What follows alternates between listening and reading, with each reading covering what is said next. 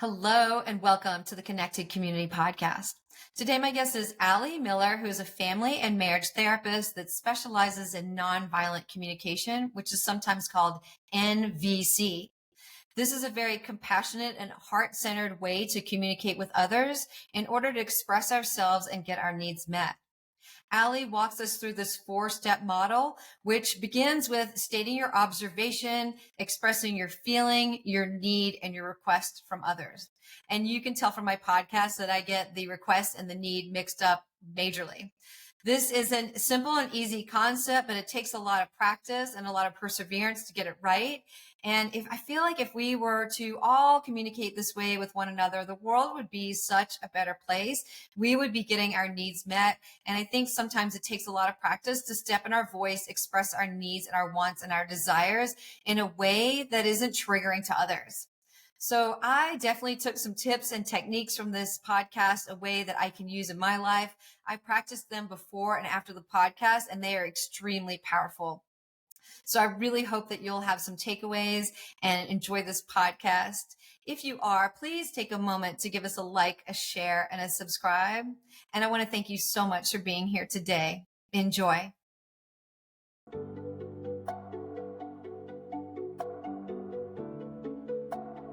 Hello, and welcome to the Connected Community Podcast, a place to explore possibility through mindfulness, movement, and self-discovery. Our intention is to deliver insight and inspiration while fostering conversations that are genuine, unfiltered, and deeply human. We hope you will enjoy today's episode. Hi, Allie. Welcome to the Connected Community Podcast. Hi, Nikki. So glad to be here. Yes, thank you. So you have been a marriage and family therapist for over 20 years, and your specialty now is nonviolent communication, which I realize has a bunch of different names, compassionate communication, and I think you call it heartfelt communication. Is that right? I like that. I call it heart-centered communication, but I like heartfelt too. Yeah. Yeah. I listened to another podcast you did, and I thought it was really interesting that you talked about how some people don't really like the word nonviolent because it conjures up this image of violence, and that's not really what the nonviolent communication is about. So can you talk a little bit about that? Yeah, a lot of people, when they hear the term nonviolent communication, they think, oh, that's not for me because I'm not hitting anybody. I'm not beating anybody. We think of physical violence. Mm-hmm. When Marshall Rosenberg, he's the one who developed nonviolent communication in the 1960s, when he developed it, he was talking about a broader understanding of violence than that, not just physical violence, but also it's really anything we say or do that harms somebody else or even harms ourselves. So one way to think of nonviolent translation of it is non-harming. So you could think of non-harming communication or connecting communication, like you said, compassionate, heart-centered. Yeah. So he brought in the idea of violence, right, to include those things that harm, and that includes things like blame, judgment, criticism, demands, coercion, threats, accusations, labels, name calling. So it's a much broader understanding of violence than we typically think of. And I feel like every single person listening to this podcast will have had been the subject of, and also the person doing everything that you've spoken about because Exactly. We're also imperfect. Right. We're also human, and we're also trained and in this system where that's how most of us speak, especially when we're triggered. Yeah. It's hard to find somebody who's triggered and isn't going to do some sort of blaming, judging, or criticizing. And I've been practicing nonviolent communication since 2006. And I still have blame, judgment, and criticism thoughts come up quite often when I'm triggered. So it's not like those thoughts stop coming. But what I can do now that I couldn't do before I learned NVC is I can translate that into nonviolent communication, which we can talk about what I'm actually translating it into. But so it's not to say you're never going to have a judgmental thought again, but you have more choice about what comes out of your mouth so that you're not harming anyone with your words. Yeah. And I feel like, it would be, it's not always possible and not always ideal, but to have conversations when we're not in that trigger spot. But I think when we're in that trigger spot, we're not operating from the right part of our brain either. And we just kind of react, right? And then that's when Yeah, things get broken and damaged. that's right. When we're triggered, we're in like attack and defend mode, right? Yeah. Or we go into fight or flight or freeze. So, Yeah. and we do damage there. I think it's important to just be honest about that. You Yeah. know, even if it's subtle, it's often disconnecting when we come from that place. And NVC isn't going to help you never go to that place. I mean, it'll help you minimize how often you go to that place, but it's Hmm. not like you'll never go there again.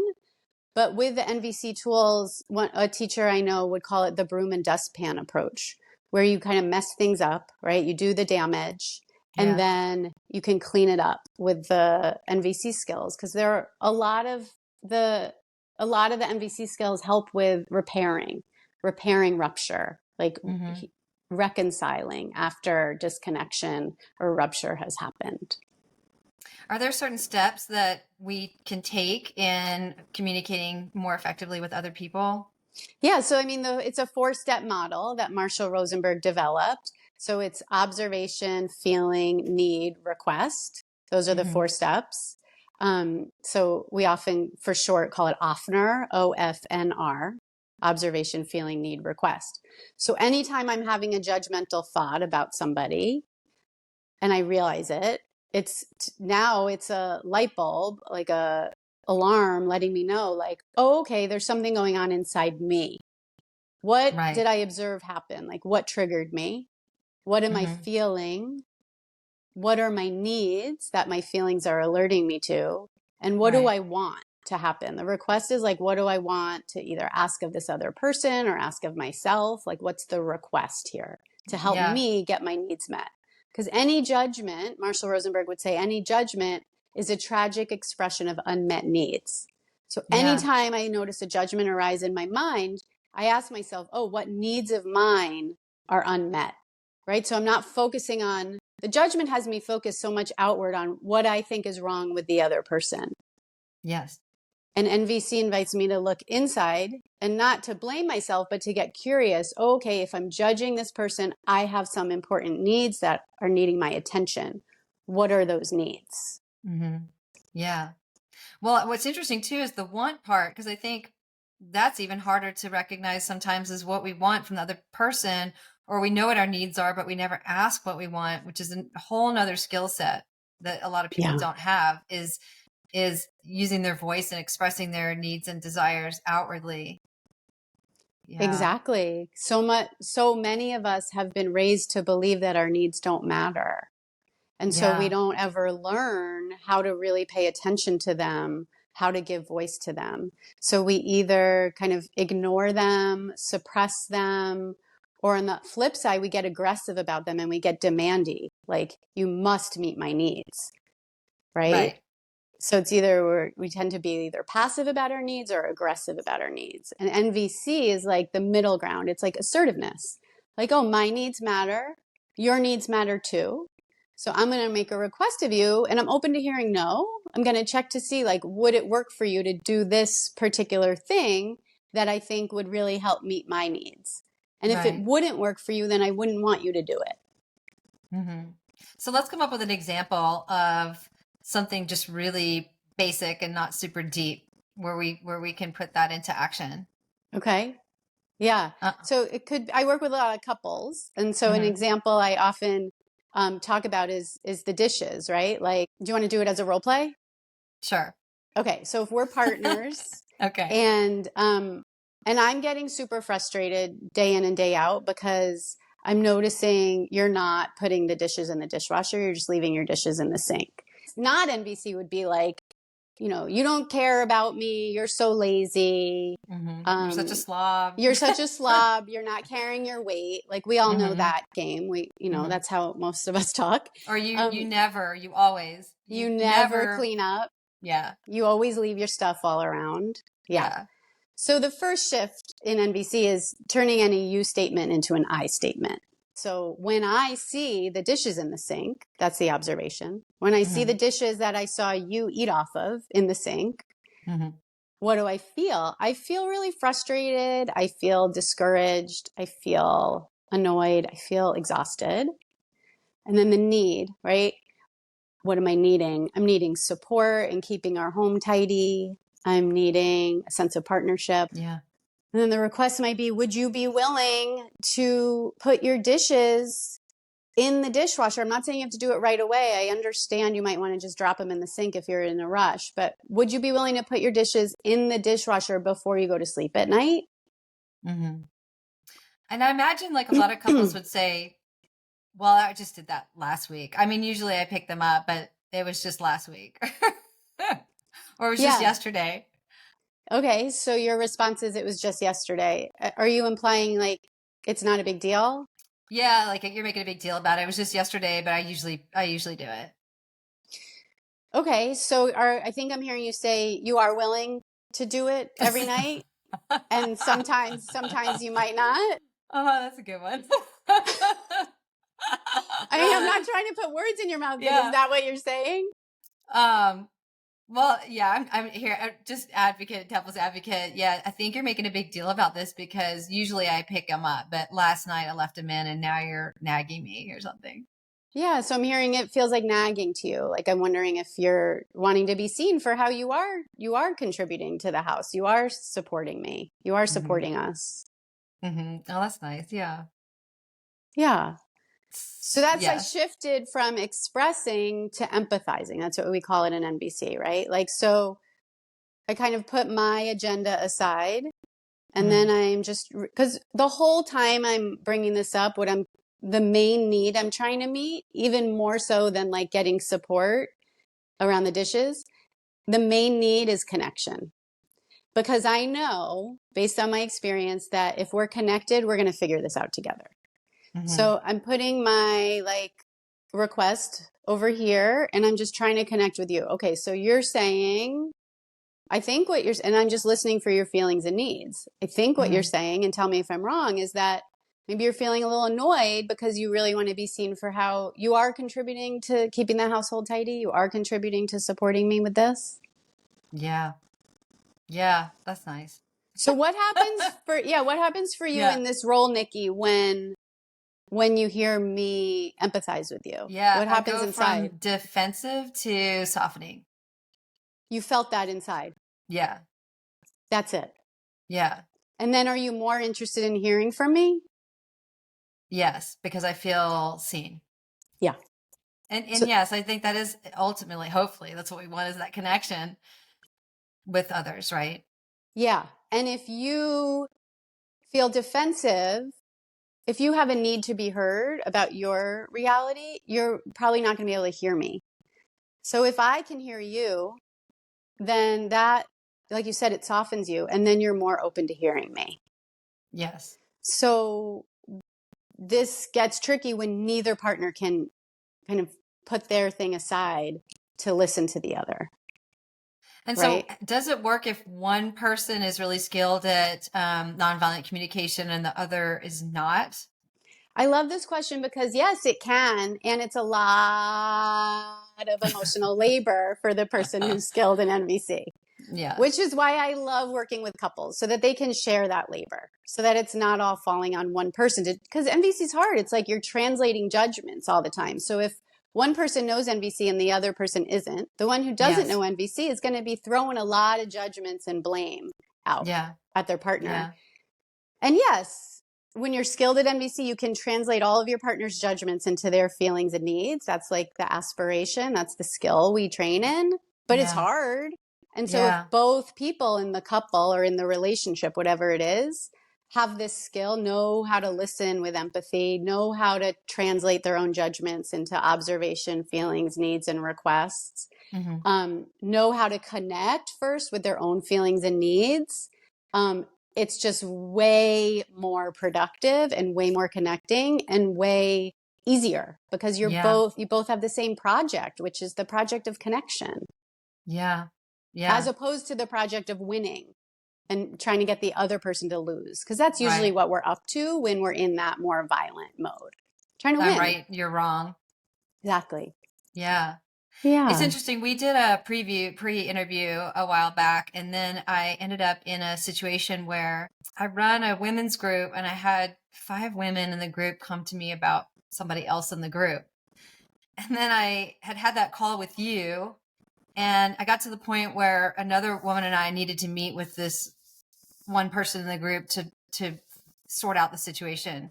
And everything that you were saying kind of stuck with me. And what it was, what is my need? What is her need? Yes. The person that was having the issue, what is her need? And then asking her what it was that she was seeing, and then kind of turning the conversation gently into, but this is what you're seeking, but what, the action that we're seeing is kind of having the opposite effect. Yeah. And figuring out like what it is that she wanted, what it is that she needed, and what we wanted and needed, and brought that to the table.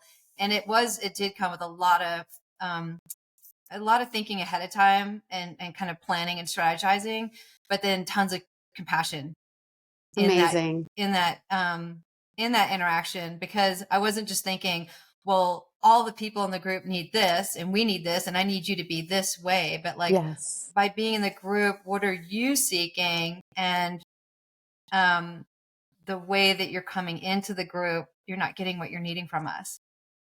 Right. Yeah. Yeah. So you weren't just focused on your needs on behalf of your group members, the other group members. You were also including her needs. Yeah. And did that how did that affect her? Was she more willing to kind of talk about everybody's needs because hers were being included? There's not the super happy ending to the story. That's okay. But in that moment, I mean, the conversation was really beautiful, and we all left thinking that everything was sorted out. And it wasn't. But I also feel like she missed an opportunity to grow in that moment. And so there was an opportunity for her to step into her own power and to grow and to make amends and to come into that group with everyone loving her and giving her that and working through it, or running away. And so that that was her choice, was to run away. But at the end, I can feel really good about like the interaction that we brought to the table, because it was filled with love. It was filled with compassion. There was so much thought that had gone into it beforehand, that at least I could walk away from that conversation and feel good about it, versus feeling really shitty, or feeling like I hurt her, or feeling like I just didn't go into that conversation with compassion. So I guess that's what we can do, right? When it's one-sided too, is that we can feel good about our interactions. Totally. Because there's definitely been some in the past where I've burned bridges and things have blown up, and I have walked away feeling horrible because I did a horrible job. Yeah. So it's like the outcome wasn't exactly what you wanted, but it sounds like you feel really proud of how you showed up with compassion for everyone, for yourself, for the other group members, and for her. Yeah. Yeah. So I guess that's that's awesome. the thing, is like, if 2 people can't do it, then at least we can feel good and confident about what we can bring to the table, Exactly. or if we screw up, then we go back and we try and we do better the next time. Yeah, Or learn from exactly. it. Exactly. It's like Marshall Rosenberg would say, it's about becoming progressively less stupid. If we could all do that in this world. Yeah. With everything. It's not about perfection, right? It's not about the outcome. It's not, it's not like Pollyanna-ish. It's not about like, this is going to make everything magically work all the time. No, it's like, you're going to do your best to show up with compassion for yourself, to care about your own needs, and to show up with compassion for the other person, to genuinely care about their needs too. Yeah. And, the outcome is a mystery. Yeah. Or sometimes we might assume somebody else's needs, but we don't ask them, and we just assume that we know, but we haven't asked them, so we don't really have clarity. Exactly. So this is why curiosity is so important. Not being like, oh, I know what your needs are, but like, oh, is it this? Is it a need for self-expression? Is it a need for belonging? Is it a need for autonomy? Like just getting really curious and then listening when they answer you. Yeah. And I So think I think as women, I think, I used to do this a lot when I was younger, and I think I've gotten better at least this one, with women in relationships. whoever they're in a relationship with, we expect them to be mind readers. Yeah, this is like the passive side, right? Like, I'm not going to Mm-hmm. ask for what I want because it's You should know. scary. And yeah, it's scary. And I believe they should know, or I really wish they would know. Like, I think we can all relate to that longing. Like, I just so wish my partner knew what I needed so that I didn't have to go through that vulnerable thing of asking for it. Yeah. And sometimes Yeah. our partners do know what we need or want, right? But not 100% of the time. I don't know anyone who's in a couple where they never have to ask for what they want and they get what they want. Right. Yeah. Right. So it's really helpful to practice and like to learn and practice how to ask for what you want without being demanding, but to Yeah. give voice to what you would like. It's so empowering. It's one of my favorite parts about NVC is how empowering it is. Yeah. Right. Because otherwise you assume or you want them to be able to read your mind. And when they don't, then you can get resentful and it Exactly. builds up. And it's all because we're not using our voice in the way that we can. Exactly. And compassion for all of us who struggle to use our voice, right? I Mhm. certainly have struggled with that my whole life. I imagine it'll be a lifelong struggle, like finding my voice, right? But it's one I'm very interested in. Like, I have a lot to say and I want to be able to express myself anytime I have something to say. And sometimes I just have a trauma response where I just can't find my voice, right? But MVC has helped me so much to be able to express my Mhm. voice. And I'm assuming it gets easier as we practice. Exactly. It gets easier as we practice, as we have positive experiences from sharing our voice, right? As we like get reflected back that like, oh, this is wanted, your voice is welcome, as opposed to those early childhood experiences some of us have had where it's like we're more like shut down or silenced. Mm-hmm. It might not even And be early childhood, it could be adulthood where you're silenced, right? So the more you can express yourself and be received by somebody who actually does want to hear you, then it starts to shift because it's healing. It's healing to know that what you say matters. yeah. Yeah.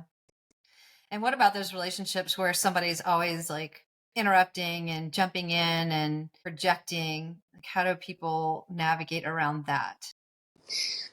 Yeah, I mean, we all have different reactions to that, and it can be cultural, right? Like, there are some cultures where interrupting is kind of like how you connect. It's like how the conversation stays alive, and it's not Mhm. triggering for some people. And then for some people, it's like, wow, that's the rudest thing that ever could happen, somebody interrupting me when I'm talking. Mhm. So I think the first step is just realizing like it could be a cultural difference. Like, if somebody interrupts you, it's not necessarily meant in a harming way, right? Yeah. And to just notice, like, what do I feel when somebody talks over me, when somebody talks when I'm trying to express something? Maybe I feel frustrated. And then what do I need? I'm needing Yeah. to be heard, right? And then what might I want to ask? Like, hey, notice I've been trying to say something and then I'm hearing you talk while I haven't finished saying what I'm saying yet. Would you be willing to hold what you're saying until I let you know that I finished what I'm saying? Right? This is an example Yes. of a request where it's Yes. like really Yes. concrete and specific. And this is where I think a lot of people hear NBC and they're like, that is weird. Like, that sounds so weird to say, would you be willing to hold what you're saying until I'm done and then share? Like, because it's so unfamiliar. So rarely are we so specific about what we want, right? Yeah. I just talked about on my podcast, I just talked about this criticism people have of NVC that it's quote unquote so unnatural. And I talk about this specific part about requests seeming so unnatural because they're so unfamiliar because Yeah. we're not around people who are making empowered requests. Like, Yeah. we're around people who are complaining and making demands and expecting or hoping other people will read our minds. Yeah. Do you feel like in partnership and a relationship, people are more receptive to this, or do you feel and think it's less weird versus doing this to your coworkers or your not necessarily your boss, but like your coworkers or your friends in your life? I know it's least weird when both people are like learning NVC and practicing NVC because then they Right. have a shared understanding of what's going on. So Yeah. if you're trying this out with somebody who never heard of NVC or doesn't know NVC and it can be disconnecting, right? Because they could be like, why are you talking differently? So Yeah. what I recommend in those cases, if it's like a friend or, you know, somebody you're close to, is to just say, I'm learning nonviolent communication and I'm going to be talking in a different way and listening in a Yeah. different way.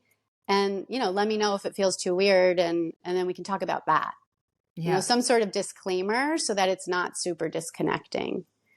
Yeah. Coworkers is another thing. Like, the power dynamic is at play in some situations. And, coworkers is a whole other world that I kind of leave alone because I'm like, I'm way more into using NVC with like people in close relationships where you both want to connect. Coworkers don't necessarily want to connect. There are NVC trainers whose whole jam is like helping you use NVC in the workplace. But it could be as simple as mine. like, I've noticed that sometimes when I'm working and you walk in without knocking, that it disrupts my flow of thought. And so I'm hoping that maybe you could knock first, or we could set up a meeting time. Like, it doesn't have to be weird. It doesn't have to be. Would that be a good? Well, I'm curious if you include the need, which is essential, right? You did observation, feeling, request. So if you did observation, feeling, need, request, maybe try that, and then we can see if that sounds weirder. Because it's kind of weird to include needs. So I noticed. So the observation would be: I noticed that sometimes you walk into my office unexpectedly. Observation, need. What is it? Observation, feeling. You said you feel like disrupted. I feel disrupted, and I'm hoping that we can schedule a time. But still, that's request. So what's the need? Request. The need. My need is that when I'm in a flow of thought and I get distracted, it takes me a while to get back into my work. Yes. See, this is where my heart opens. I'm like, oh, I don't want to distract you from your workflow. So now I'm like, okay, like now I want to contribute to your need being met. This is the power of sharing the need. Yes. That's so what the really need wouldn't be, us. so the need would not be to set up an appointment in advance or have them knock. That's the request to meet the need. That's tricky. Okay. Yeah. The need is universal, right? We all have a need for flow, for like, or I need quiet in order to concentrate, and it disrupts my flow of thought, and then it takes me so much longer to get back into my work. Yeah, right? It's like a need to like do your work effectively. Yeah. And then the request is like a particular strategy to help meet that need. Yes. Right. I love our interactions, and I would love to talk to you, but I want to give you my undivided attention. And so it would work out better for me to be able to be more present if we set up a meeting in advance.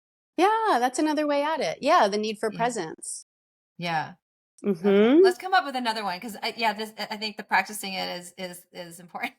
Yeah, totally. So let's think. Okay, I got one. I have this women's group, and people always come late. Like super late. Yeah. Super late. And I've said, please come on time. And that's just kind of what I always say. Please come on time. And then nobody comes on time. This is great. So let's help you express that in observation, feeling, because you're expressing the request. Yes. But so here's an MVC principle. In the presence of connection and in the presence of choice, human beings give freely and joyfully. So the assumption is that when your group members hear your feelings and needs, hear your heart, and they believe that they have choice about what they do, that they're not being forced to arrive on time, but they have choice. In the presence of connection and choice, they'll want to contribute to your need being met. But first they need to know what need of yours would be met if I arrive when you want me to arrive. Yes. So your job, and I can help you with it, is to put it into observation, feeling, and need, to add that on to your request. Okay, so I'm noticing, so let's see, our meeting starts at 11, and I'm noticing that a lot of people are coming in at 11:30 or closer to noon. Great. And I really, what's my need? Well, feeling first. Oh, I'm feeling a little frustrated. Yeah. Because I want to honor everybody's time, and I want to make sure that everyone has enough time to fully express themselves without being rushed. And I also want to honor everybody's time so that we can end on time. Yes. And so I'm hoping that we can start our meeting by 11:15. Well, you're hoping, I think, that people will be there by 11:15, right? I'm hoping that we can, yes, I'm hoping that we can, yes, close the circle, open the circle at 11:15. Because what's happening is everyone's rolling in at 11:15, 11:30, 11:45, and then we're kind of waiting and everyone's chatting, and then we can't open the meeting. Oh, And so what's happening is I think the people that are coming at 11, they're sitting there for 45 minutes, and it is really disruptive when people come in late because they've missed. The opening is really important for setting our intention and the foundation of the meeting. And yeah. if they miss that, I feel like they're missing a core part of what it is that we're doing. Yeah. So you could add that too. And then just so, is there anyone who wouldn't be willing to try to get here by 11:15? Yeah. Yeah. That's another way to do it, like with a group. Is there anyone who wouldn't be willing? Okay, talk more about that, because that's interesting. There's always a reason.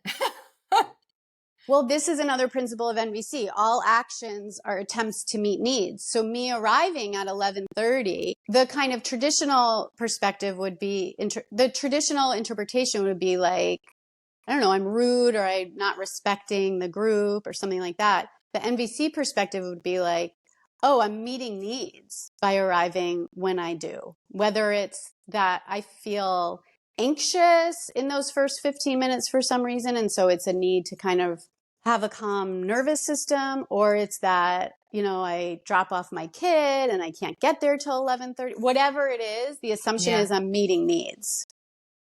Yeah. So when we ask, are you willing to do this? And we're really coming from curiosity, we're basically asking, like, are there any needs that would prevent you from getting here at 11:15? Is there any legitimate reason you're not arriving at 11:15? I want to know what that is so that we can include that when we're trying to figure out a solution that works for everybody. Yes. Because if you're in NVC land, and you don't always have to be in NVC land, but if you are, basically the point is to figure out solutions that do work for everyone, not just for the people in power, not just for the majority, but literally everyone. That's the aspiration. That's the goal. And I might say, well, I come at 11:30 because we don't start until 11:45 anyway.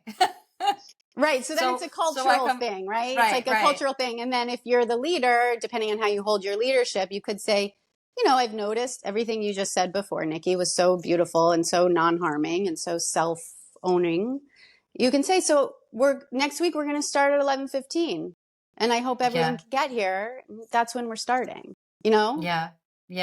It's a facilitator's decision about how you make decisions. Is it like there are some decisions you're going to make on your own, or is every decision going to be made, via consensus, or how are decisions made? Yeah. Yeah. It's funny how difficult it is to put that need there. I know. The feeling I got it down, right? The one I've got down, but the need is tricky to put into words. I think in both examples, I struggle with the need. Yeah. And why I think is that common? It's super common, because where else do we talk about needs so explicitly? I didn't talk about needs until I learned NVC.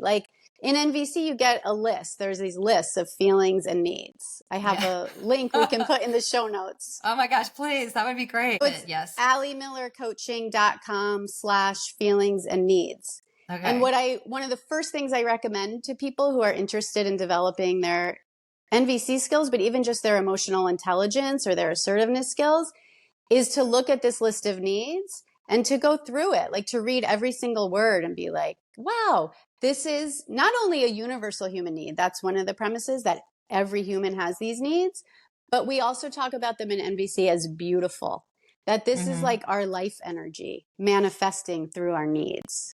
So what are the needs? To be seen, to be heard, to be understood, to be respected, to be, what are they? Let's talk about some of those. So there's headings like autonomy, right? So autonomy is a need, freedom, choice, things related to that. Connection is another category of needs. So that includes, I think, pretty much everything you just said, right? Yes. Belonging, affection, to be heard, to be seen, respect. And then there's needs for meaning and purpose. Yeah. Needs for fun, right? We all have a need for fun Yeah. and play. You just Yeah. look at children, like it's just so innate, right? We lose Mm-hmm. that. We lose the prioritization of play as we age, but I would say play is definitely a universal need. Physical well-being, right? Like shelter, food, sustenance. Yeah. Um, Sexual expression is considered a need. Self-expression, things around authenticity. These are the kind Yes. of things we're talking about when Yes. we talk about All needs. those. Yes. Yeah. I want all of them. I want every Yeah. one of those. Yeah. Yeah. So I guess some people would have more trouble coming up with their feeling, and the need might come more naturally too. It's true. Yeah. Yeah. Yeah. I was talking on my podcast to a guest who's an ex-therapist who's a MVC coach who works a lot with people in the autism community. And he Mm. said when he teaches NVC, he teaches it observation, need, feeling, request. He puts the need first because he said a lot of people who are autistic have an easier time identifying their needs than their feelings. I thought that was interesting. That is interesting. Yes, totally makes sense. Mm-hmm. I would think they'd have a really hard time coming up with their feeling. Mm-hmm. So then But their work might be how cool. more looking at the feelings list and getting more Yeah. familiar with that list.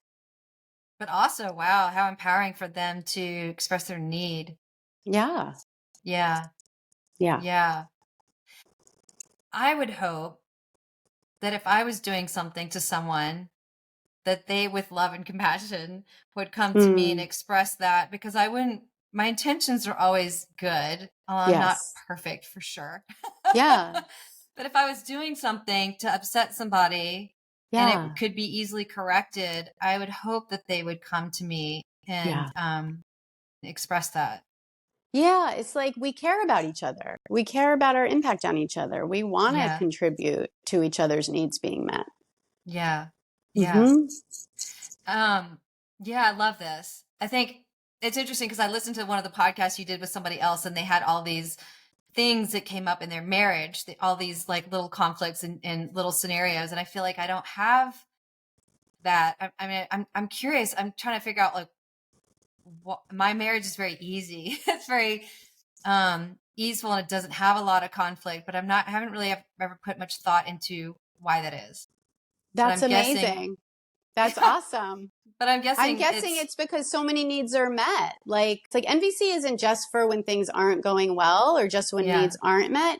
It's really helpful when things are going well and we can like yeah, celebrate like, oh, look at all these needs that are getting met and look at all these feelings that we're feeling because so many needs are getting met. yeah, What are we feeling and what needs are met that's making this go so well? yeah, yeah. I don't think we do that. I think when things are off, we catch it really quickly and we don't like it. And then we can sense that. That's great. And we'd say, oh, I feel really disconnected now, because we've been both Yeah. working a lot. And then we can both recognize that. And just saying it makes it kind of go away a little bit, because there's not a Yeah. solution, right? I'm working a lot or he's working a lot. And then we're feeling a little disconnected, and nothing's broken. It's just naming it, and then Yeah. putting it out there and not putting a judgment on it. Not that it's bad, it's just is. Yeah, it just is. And you're naming it, you're acknowledging it together. And that in itself is connecting. Yeah. So Yeah. you get a little bit more connected when you name the disconnection. Yeah. Yeah. That's exactly it. Yeah. That's cool. It does. Yeah. Because the need might not be met, right? It is that there's the feeling and there's the observation. But it is what it is, and it's temporary. And so that's okay. Yeah. So I'm not Yeah. needing or wanting anything different. It's just being okay with it. Yeah. It sounds like you're in acceptance. Your need for acceptance is met. Yeah. Yeah. And I think if people are coming to counseling, then they're seeking some improvement in their relationship. And I feel there's typically one heavy lifter in that relationship. But then the other person can learn how to communicate in that same way. I think it could clear up really quickly.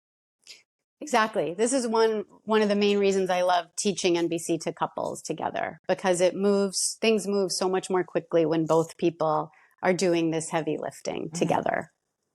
And what about when there's in the relationships, the pain is really deep?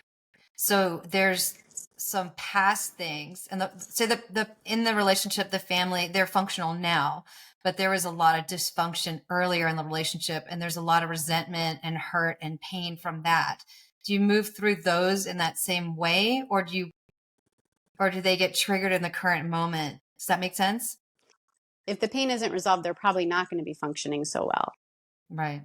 Yeah. So if they're not functioning well, then we would sometimes want to kind of excavate or uncover, like, where does the pain originate? Like, what was the harm that we need to reconcile? Right. And so that can look like the person who feels harmed or believes they were harmed really getting heard with empathy by the person who they believe harmed them.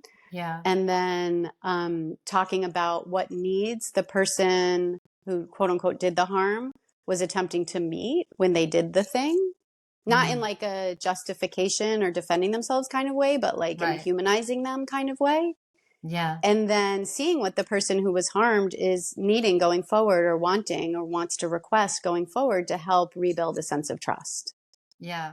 I was specifically thinking of trust, like if a partner cheat on another partner and then they repaired that, and then there's these things that these triggering moments that come up that trigger that distrust, and a little bit of that pain, where it was a past hurt that has like a little Band-Aid on it, but it continues to get triggered in the present moment. And maybe it's just like honoring it, saying out loud and honoring it.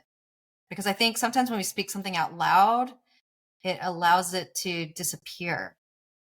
Kind of like how you speak the disconnect with your husband. Yes, that's what I was thinking. Yes, you say it out loud, and then it's like it doesn't have that charge behind it. Right. If because he's not coming at you with correction or defensiveness, right? Yeah. It's like you're both on the same page with like, yeah, this connection's here. Yeah. Right. And then it doesn't have as much power. Yes. So the cheating. So then it could say like, oh, when you went out with your friends and you didn't, I don't know, call me. Yeah. Then that triggered that mistrust in me. And maybe just saying that allows that energy to dissolve a little bit. If then the other person says, oh yeah, I totally get that. Right. Instead of you're making a big deal of nothing. if it's you're making a big deal of nothing, then it's just, you're off to the races with the fight. But if it's, that really makes sense to me, then it can just dissipate. There's no argument. Yeah. Oh, I love this. This is great. And I think no matter where we are, we can always improve in this area. I love this. Yeah, I feel the same way. I've been studying it, like I said, since 2006, and practicing and teaching and really living it with passion. And still I'm learning and growing and progressing. And it's really a lifelong practice, just like yoga or meditation or any spiritual practice. Yeah, beautiful. Yeah. So how do people connect with you, find you, reach you? What are some of the offerings that you have? Yeah, so I'm really excited about this new private coaching program I have for couples. It's called Stop Fighting Without Stuffing Your Feelings or Sacrificing Your Needs. And it's an 8-week private coaching program for couples. I do it all online on Zoom. So people can learn about that at alliemillercoaching.com/stopfighting. And my website is alliemillercoaching.com. And I have a couple of free offers. One is a free mini course called The 4 Steps to Stop Any Fight Without Giving In. And that's alliemillercoaching.com/free mini course. And then I mentioned those feelings and needs lists, which I highly recommend people get. If nothing else, if you're like, I don't even want to study NVC, if you just get these feelings and needs lists, it's going to like elevate your emotional intelligence tenfold. So those are at alliemillercoaching.com/feelings and needs. Yeah. And then I'm on Instagram and Facebook at Allie Miller Coaching. Great. Yeah. Thank you, Allie. I appreciate your time and your expertise. And I've learned a lot, and I have more to practice. So I appreciate you. Yeah, I appreciate you for having me and having this conversation and bringing yourself so openly to the conversation so we could really give some real life examples. Yeah. Thank you. Thanks, Nikki. Thank you for listening to the Connected Community Podcast. If you enjoyed today's episode, please like, share, and subscribe. I can be found at www.nickyyoga.com, NICKYYYOGA.com. Until I see you again next week, I hope you have a beautiful day.